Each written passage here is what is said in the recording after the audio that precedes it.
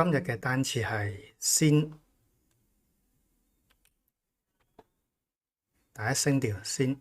佢作為助詞用法就比較單一，就係加強疑問。參考咗鄧教授嘅呢篇論文，我哋先睇兩個例子。喂，你唔係啊嘛？有咩得罪先？俾晒面口我睇啊！喂，你記唔記得先？我係咪話過你一定掂先？喺沙灘嗰晚我有冇講過呢句說話先？咁佢作為助詞呢，全部都係用響疑問句嘅句末，加強疑問嘅語氣嘅。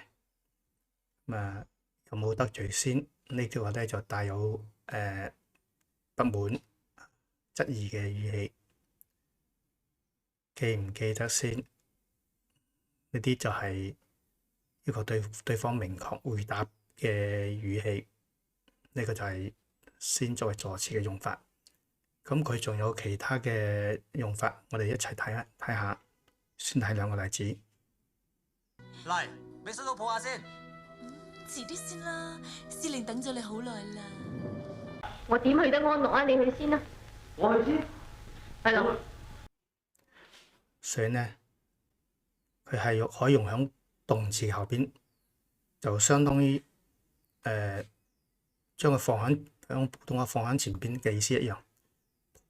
俾叔叔抱下先，俾叔叔先抱下，你入去先，你先入去，你去先，你先去，佢係一個副詞嘅用法，表示動作行為時間嘅前後關係。咁作為副詞呢，佢仲有另一種用法，我哋先睇兩個例子。我冇辦法唔俾你開下眼界啦，學嘢啦，呢先叫話。人哋死6件，你先死得過1件，我都好想幫你啊，但好難做噶嘛。咁呢種副詞係放喺動詞嘅前邊嘅，呢啲先叫話，你先死得一件。佢呢就表示一個轉接關係，相當於才咁意思。呢啲才叫話，你才死得過一件，咁都係副詞用法，前後嘅意思就唔一樣啦。咁除咗副詞，佢仲有名詞嘅用法，我哋睇一個例子。阿爸好睇佢哋㗎，先2日先至揾佢出嚟傾個偈啫嘛。先2日，呢個先係一個時間方位嘅名詞，佢修飾後邊嘅2日，同佢一齊構成一個時間嘅詞組，相當於前2日咁嘅意思。作為名詞呢，佢仲有另一種用法，我哋睇一個例子。我唔係同你講笑㗎，你唔好睇我風風光光啊！我袋而家一個先都冇㗎啦。呢度嘅一個先，呢個先就嚟自英文嘅 cent，就相當於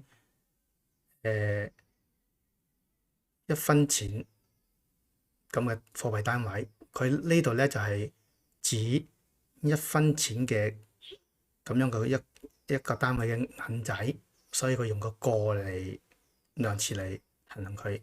1個先、2個先、3個先咁意思。1個先即係意思1分錢都冇，